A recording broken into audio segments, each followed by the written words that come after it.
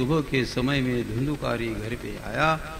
धुंधुली ने कहा, माँ ने कहा कि कल पिता घर से चले गए। धुंधुकारी को अतीव आनंद होता है। धुंधुकारी ने अपनी माँ को धुंधुली से पूछा कि माँ, पिताजी जाते समय उनके पास जितना भी धन था वह धन आपके पास दे करके पिताजी गए होंगे। वो पूरी की पूरी संपत्ति मैं चाहता हूँ, आप मुझे दे। धुंधुली ने कहा, मेरे पास कुछ भी नहीं है। धुंधुकारी धमकी देता है, माँ मैं अभी तो जाता हूँ, कल सुबह मैं आऊँगा और कल सुबह यदि आपने संपत्ति नहीं दी तो मैं लोगों के सामने हाथों से और लातों से मैं आपको पीटने वाला हूँ। मध्यरात्रि का समय, धुंधुली अकेली लेटी लेटी आज सोचती है, वास्तव में यह मेरा लड़का नहीं है।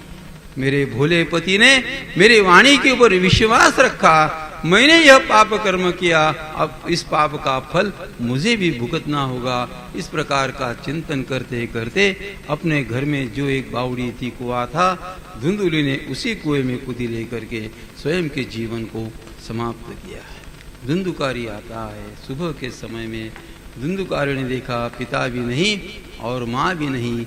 जिन वेश्याओं के साथ में वह रहता था उन 5 वेश्याओं को स्वयं के घर में ला करके रखता है।